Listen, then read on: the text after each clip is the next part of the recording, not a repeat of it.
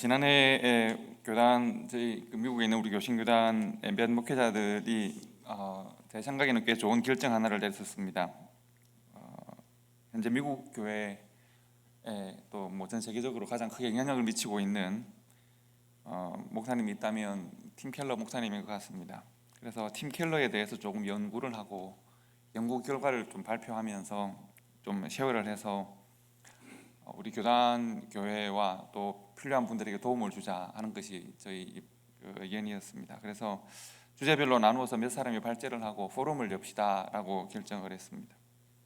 여러 주제를 나누었었고요. 팀 켈러 목사님과 그 교회가 가정사역을 어떻게 하는지에 대해서는 또 저한테 발제를 맡겨서 제가 발제를 준비하고 있었습니다. 그래서 이번 8월에 이제 아마 여기 동부 지역에서 포럼을 엽시다 했는데 우리의 그 열정보다는 코로나 바이러스가 힘이 강한 것 같습니다. 그래서 무산 되는 것 같습니다. 가정의 달이고 해서 제가 준비하던 내용이 생각이 나서 여러분들과 함께 조금 나눌까 합니다.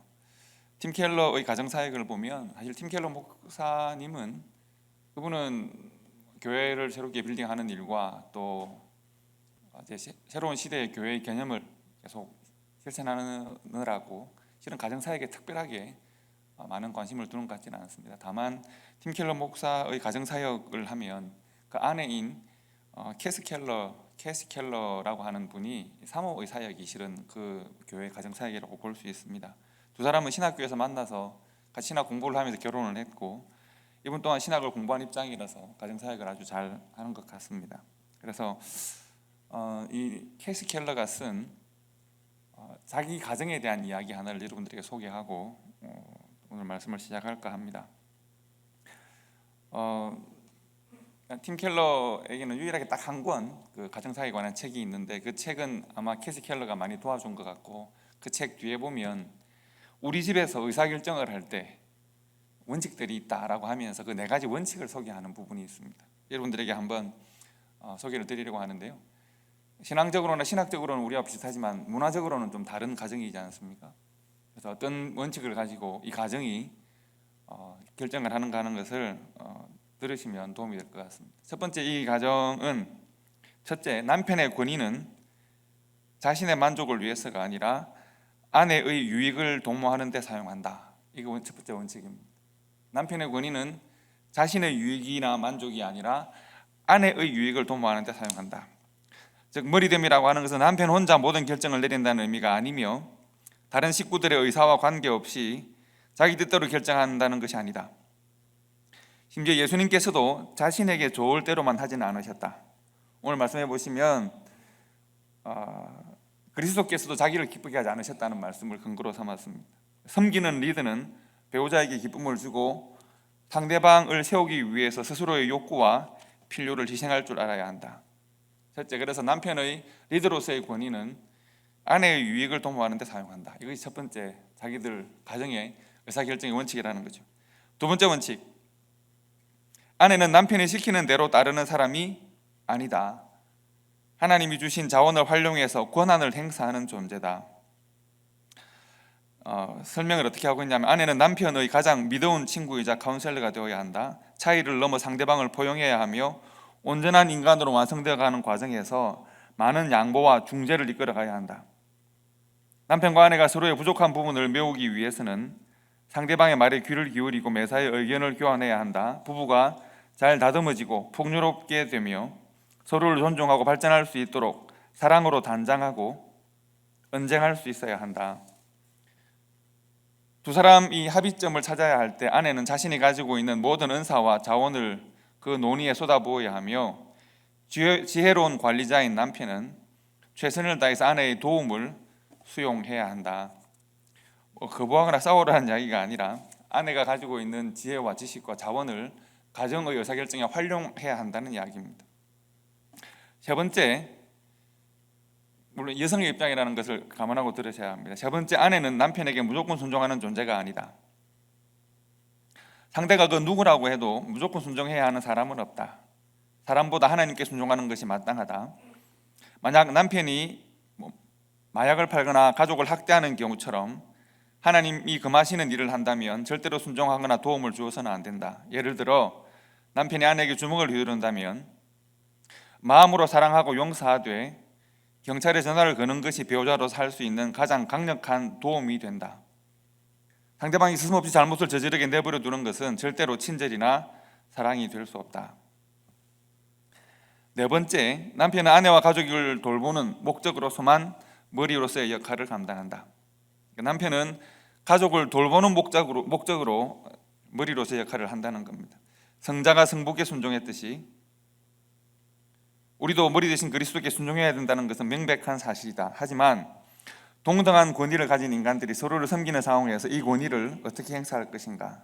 아내가 스스로에게 또는 가족들에게 파괴적인 선택을 하는 경우에 한해서 머리인 남편은 배우자를 제지할 수 있다. 하지만 어떤 색깔의 자동차를 구입할까? 누가 리모컨을 가질까? 아들, 아이를 데리고 밤새 캠핑을 누가 할까? 아내가 부탁하는 대로 집에서 꼬마들을 누가 보살필까 하는 모든 것들은 자신의 의견을 고집하는 따위의 이기적인 목적으로 주도권을 행사하지 않는다. 즉 남편의 주도권이라고 하는 것은 가정의 영적 필요에 합당한 데만 사용해야 한다는 것입니다. 다시 한번 볼까요? 첫 번째, 남편의 권위는 자신의 만족을 위해서가 아니라 아내와 가정의 유익을 도모하는 데 사용한다. 두 번째, 아내는 시키는 대로 따르는 사람이 아니라 하나님이 주신 자원, 지식과 지혜의 자원을 총동원해서 가정을 섬기는 일에 사용하는 것이다. 세 번째, 아내는 무조건 순종하는 것이 아니라 하나님께서 허락하시는 뜻 가운데 선택하고 순종할 수 있어야 한다. 네 번째, 남편은 아내와 가족을 돌보는 목적으로서의 머리의 역할을 감당한다는 겁니다. 표현들이 미국적 표현이기도 하고 아내의 입장에서 쓴 표현이기 때문에 혹 제가 이 글을 발제를 하면서도 우리 한국적인 남성들 입장에서는 때로는 마음에 거부감이 드는 표현들도 있겠다는 생각이 들기도 합니다. 하지만 가정사역을 하는 입장에서 이런 표현들을 하고 있는 것입니다. 이 글을 정리하면서 마지막에 보시면 캐시 켈러가 이 네 가지 원칙을 적용해서 그 가정이 내렸던 결정의 예를 하나 보여주는 것이 있습니다. 그녀 입장에서 이 네 가지 원칙들이 작동해서 우리 가정이 내렸던 가장 중요한 결정의 시기가 있었다. 그 순간을 이렇게 기록하고 있습니다. 1980년대 후반에 우리 가족은 필라델피아의 외곽에 제법 괜찮은 동네 편하게 지내고 있었다. 그런데 어느 날 대학에서 전교수를 일하던 남편이 불쑥 뉴욕시로 집을 옮기고 교회를 개척하는 것이 어떻겠느냐고 제안을 해왔다. 남편은 새로운 아이디어에 잔뜩 들떠 있었지만 나로서는 영 내키지가 않았다. 이리 뛰고 저리 뛰는 새 아들을 맨하탄에서 키운다는 것은 생각만 해도 끔찍했다. 뿐만 아니라 맨하탄에 대해서는 아무것도 모르던 처지라 자칫 너무 쉽게 일을 벌였다가 성공하지 못할 수도 있겠다는 생각도 들었다. 정시에 출근하고 정시에 퇴근하는 일상이 보장되지 않으리라는 것은 불을 보듯 뻔했다. 남편은 부르심을 따르고 싶어 했지만 나는 그것이 올바른 선택인지 확신이 서지 않았다. 내가 깊은 회의감을 전달하자 남편은 이렇게 대답했다. 당신이 싫다면 나는 가지 않을 거예요. 나는 벌쩍 뛰었다. 아니요, 그것은 옳지 않아요. 나에게 결정을 미루지 마세요. 그것은 직무유기입니다. 당신이 그렇게 하는 것이 옳다고 생각하신다면 리더십을 행사해서 결단을 내리세요. 그것이 가장으로서 당신의 일이에요. 그리고 기쁜 마음으로 당신을 지원하기까지 하나님과 씨름하는 것은 나의 몫이에요. 이렇게 말을 했습니다. 그리고 팀 켈러는 뉴욕시에서 리디머 장로교회를 개척하는 쪽으로 결론을 내렸고 아이들을 포함해서 온 가족이 그때가 아빠 혹은 남편이 가장 사나이다웠던 때라고 지금도 기억한다. 정말 두려웠지만 하나님의 부르심을 감지했기 때문이다. 우리 부부는 마음이 편하지 않았지만 둘 다 서로의 역할에 순종했고 그것을 하나님의 선물로 받아들였다. 이렇게 표현했습니다. 다시 마지막 부분을 읽어드리면 팀은 뉴욕시에 가서 리디머 장로교회를 개척하는 쪽으로 결론을 내렸다. 아이들을 포함한 온 가족들은 그때가 남편이 가장 사나이다웠던 때라고 기억한다. 정말 두려웠지만 하나님은 그렇게 우리를 부르셨기 때문이다. 우리 부부는 마음이 편하지는 않았다. 하지만 둘 다 서로의 역할에 순종했고 서로의 역할에 충실했고 순종했고 그것을 하나님의 선물로 받아들였다. 각자가 하나님이 주시는 은사가 역할이 있음을 인식하고 인정하고 내게 하나님이 그 역할을 주셨고 그리고 상대방에게도 하나님이 동일한 역할과 동일한 권위를 주셨다는 것을 인정하고 각자의 역할들을 다 감당해서 자기의 역할을 하려고 하고 상대방이 가지고 있는 역할을 인정하고 하나님께서 그에게 주신 권위를 인정했을 때 가장 지혜로운 한목적적인 하나님이 그 가정에 원하시는 결정을 내릴 수 있다는 것을 지금 말하고 있습니다. 저는 이것이 우리 가정들에게 참고가 되면 우리 가정들이 좀 더 좋은 결정을 하고 좀 더 하나님의 뜻에 맞는 결정을 할 수 있는 가정들이 되지 않을까 그렇게 생각합니다. 21세기에 만나는 1세기의 그리스도인, 제목이 재밌지 않습니까? 21세기 우리 시대에 만나는 2000년을 넘어서는 1세기의 그리스도인이라는 주제로 책을 계속 쓰고 있는 로버트 뱅크스라고 하는 신학자가 있습니다. 그 신학자가 1세기의 성도들을 설명할 때 가장 그 중심에 놓고 늘 설명하기를 원하는 1세기 초대교회 성도들의 가장 큰 그들이 스트럭을 했던 문제가 하나 있습니다. 그것은 뭔가 하면 교회가 믿음으로 받아들여서 살아야 하는 삶과 성도가 살아야 되는 삶과 그 시대의 문화와의 차이였습니다. 당시에 신분제도를 사회 질서의 기본으로 선택한 로마 제국의 통치를 받으면서 신분제도라는 것이 뭡니까? 그 시대에 정치가들이 있고 철학자들이 있고 귀족이라고 불리는 사람들이 있고 평민들이 있는가 하면 시민이라고 불리는 사람들이 있고 그리고 농민들이 있고 맨 아래층에 노예들이 있었습니다.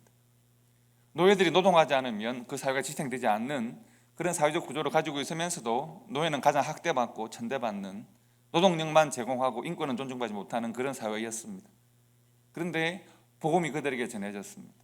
예수를 믿고 복음 안에 들어와서 살게 되고 복음적 새로운 관계 속에 들어가게 되면 우리가 다 하나님의 자녀가 되고 하나님의 백성이 되어지는데 교회 내에서 발견하는 새로운 관계와 교회 밖을 나서자마자 혹은 교회 안에 있다고 하더라도 우리가 복음적 관계를 인정하지 않으면 우리가 직면할 수밖에 없는 원래 우리가 가지고 있던 이 관계의 충돌을 1세기 초대교회가 어떻게 해결할 수 있을까?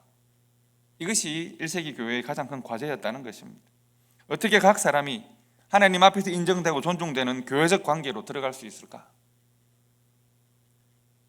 내가 세상에 나가면 나는 왕족이고 귀족이어서 보이는 모든 노예들을 다 내가 죽일 수도 있는 그런 힘을 가지고 있는 사람인데, 그러나 내가 교회에서 어떻게 노예로 있으면서 예수를 믿는 이 사람을 형제요 자매로 내가 인정할 수 있을까? 어떻게 동등한 자격과 권위를 인정할 수 있을까?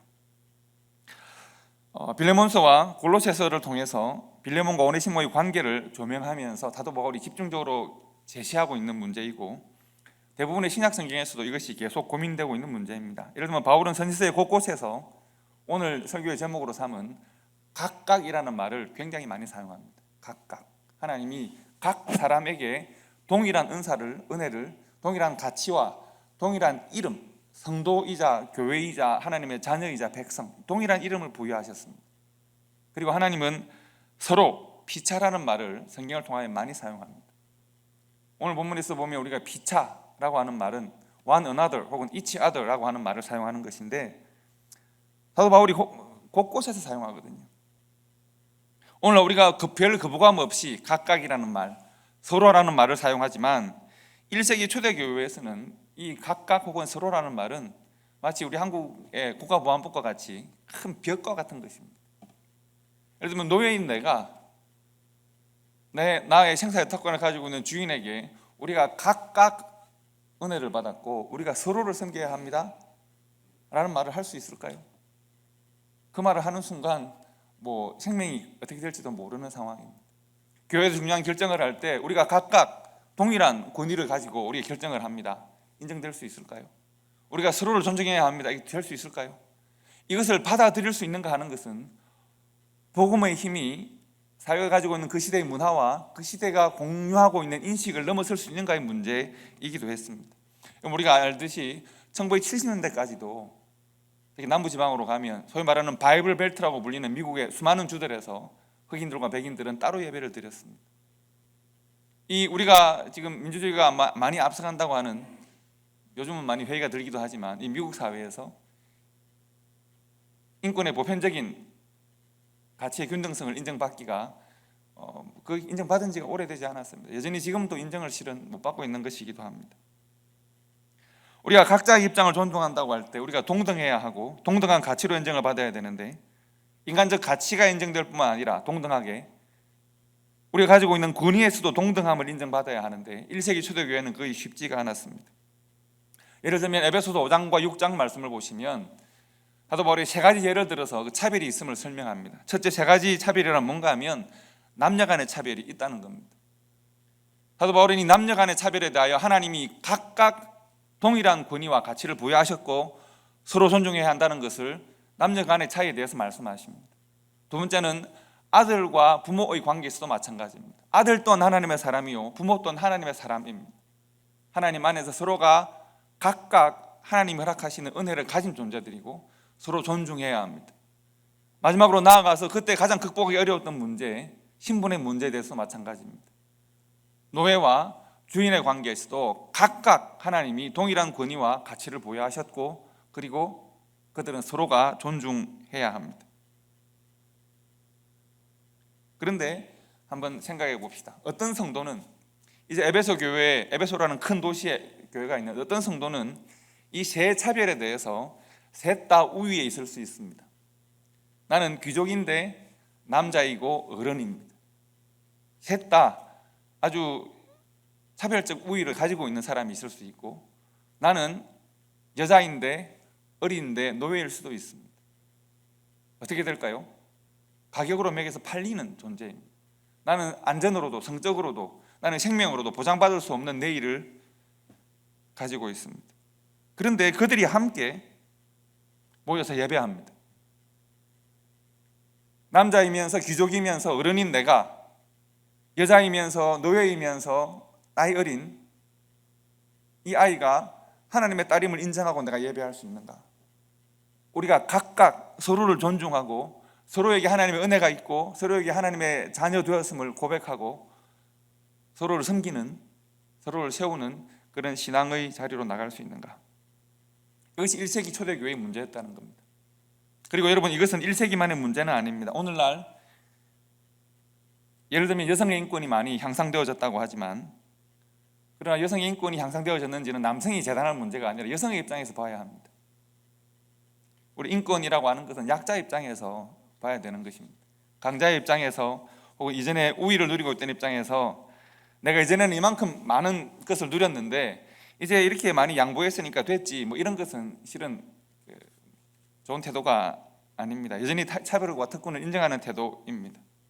하나님은 우리를 하나님 앞에서 각각 아름답고 귀한 존재로 지으셨고, 가정에서도 각각 하나님의 뜻을 따라 역할하고 섬기도록 허락하셨습니다. 아내와 남편은 각각 다른 사람입니다. 심지어 부모와 자녀 또한 각각 하나님 앞에서 다른 사람입니다. 각각의 역할과 사명을 가지고 있습니다. 그리고 자기의 역할과 사명과 자기의 가치를 가지고 그 역할에 맞게 서로를 섬기게 각각이라는 말과 피차 혹은 각각이라는 말과 서로라는 말이 함께 모여서 가정이 되고 교회가 되고 각각과 서로가 함께 인정받는 그런 가치와 역할의 동등성 속에서 우리가 좋은 가정으로 하나님 앞에서 역할할 수 있게 되는 것입니다.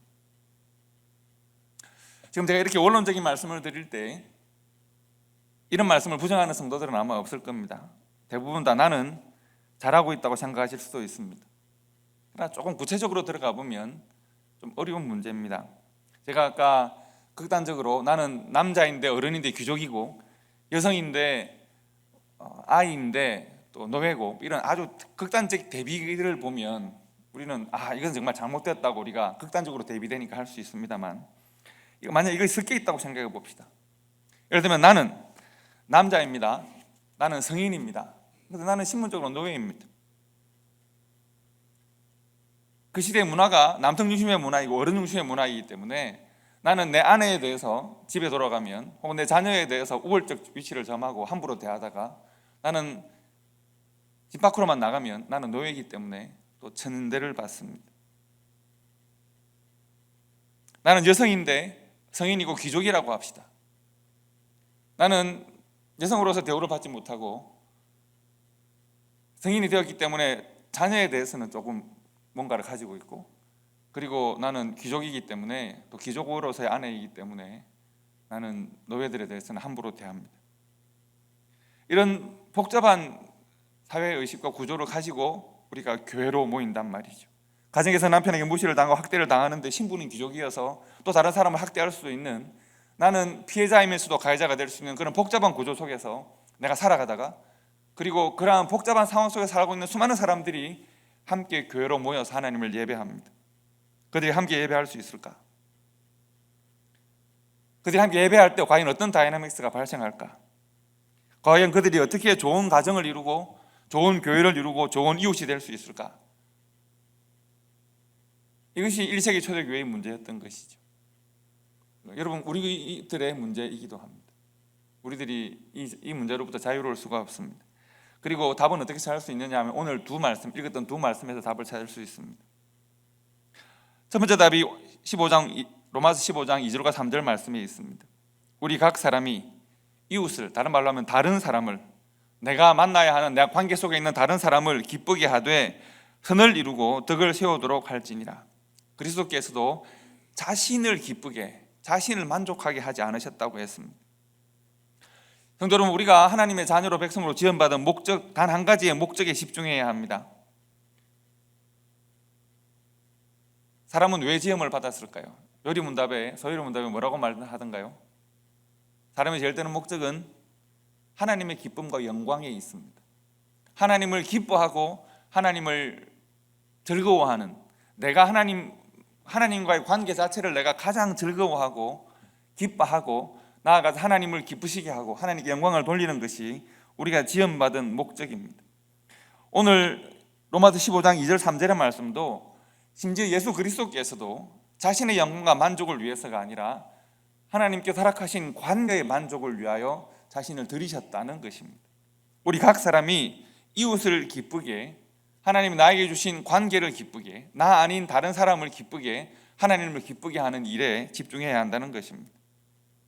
서로의 기쁨과 영광이 되어지는 관계, 이것이 하나님께서 아담에게 하와를 허락하심으로 하나님께서 남성과 여성 가운데 가정을 세우시고 성도와 성도 가운데 교회를 세우시고 사람과 사람 가운데 이웃, 사회적 관계를 만들어주신 하나님의 목적입니다.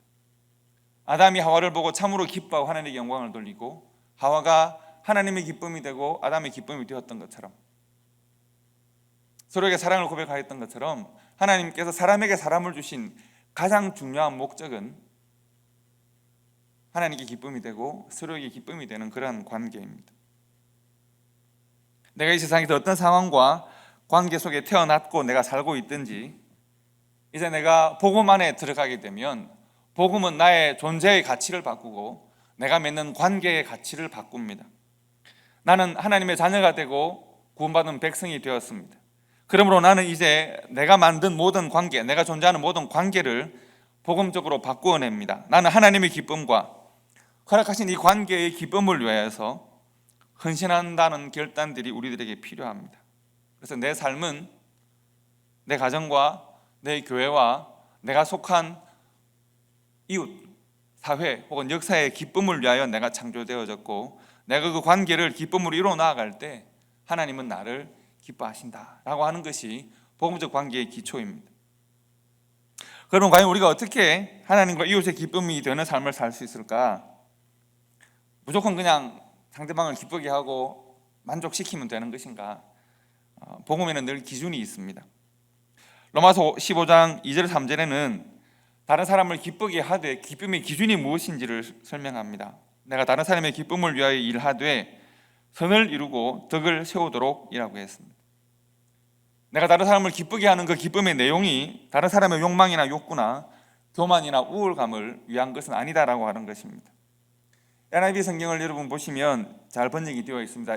Each of us should please his neighbor for his good, to build up him이라고 되어 있습니다. To build him up이라고 되어 있습니다.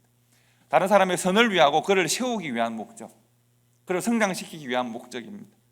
서로가 각자를 기쁘게 하되 서로의 삶을 선하게 하고 성장시키는 그런 목적으로 서로를 섬길 수 있습니다. 두 번째는 그렇게 하기 위해서는 에베소 5장 21절에서 그렇게 하기 위한 가장 기본적인 행위로서 피차 복종하라고 말씀합니다. 말씀드린 대로 1세기 사회적 환경에서 피차라고 하는 말은 그야말로 혁명적 사고의 전환을 필요로 했습니다. 피차라고 하는 말이 참 쉬운 일은 아닙니다. 우리 교회에서도 그렇지 않습니까? 우리가 이민사회에서 특별히 직분 하나만 받아도 내가 뭔가 좀 차별적인 특권을 누리고 싶은 것이 연약한 우리의 마음 아니겠습니까?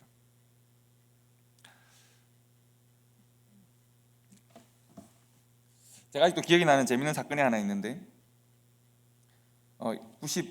1996년 한참 지금으로서 전에 우리 5월경 지금쯤이었습니다. 봄날이 아주 화창한 때 저희 이제 외조부님, 외할아버지 외할머니의 혼인 60주년이 되었었습니다. 당시 외할아버지께서 연세가 이제 70대 후반, 외할머니는 4살 많으셔서 80대 초반이셨는데 혼인하신 60년이 되었습니다. 25년 살면 은혼식이죠. 50년 살면 금혼식이죠. 근데 60년 사시는 분이 잘 없어서 그런 이름이 없더라고요. 그래서 우리가 회혼식이라고 이름을 붙이고 환갑처럼 환혼식이라고 하긴 뭐하고 해서 회혼식이라고 이름을 붙이고 신문에도 내고 뭐 제법 언론에서도 오고 온 동네 사람들이 다 오고 전국의 친척들이 다 모여서 큰 잔치가 됐습니다. 처음에는 그냥 우리끼리 가족들끼리 즐거워합시다 했는데 이게 그야말로 큰일이 되었습니다. 그래서 이제 전통 혼례를 했습니다. 옛날 했던 방식 그대로 합시다 해서 마당에 뭐 사람들이 모이고 뭐 유세차 이런 것도 하고 뭐 어쨌든 했습니다. 전통 혼례를 하는데 문제가 생겼습니다. 너무 즐겁게 모든 것이 정말 뭐 아주 유쾌하고 즐겁게 잘 이루어졌는데 딱 막힌 것은 우리 할아버지셨습니다. 절대 맞절은 못하겠다는 겁니다. 내가 일본 놈들한테도 절을 안 하고 공산당한테도 절을 안 했는데 내가 여자한테 절을 하라고? 못해. 할머니는 이렇게 예쁘게 절을 하시는데 우리 할아버지는 뭐 가만히 계신 거예요. 절을 안 하시는 거예요. 이 머리에 뭘 쓰셨잖아요. 절을 안 하시는 거예요.